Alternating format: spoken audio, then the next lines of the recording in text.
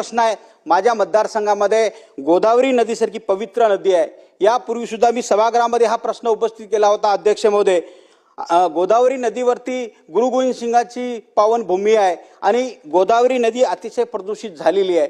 अध्यक्ष महोदय, गोदावरी शुद्धीकरणासाठी आपल्या माध्यमातून शासनाला मी विनंती करतो, आपण त्यासाठी उपाययोजना कराव्यात आणि गोदावरी नदी नमामि गंगे या धर्तीवरती गोदावरी नदी नांदेडमधली शुद्धीकरण आणि सुशोभीकरण करावं अशी विनंती मी आपल्या माध्यमातून या ठिकाणी शासनाला करतोय।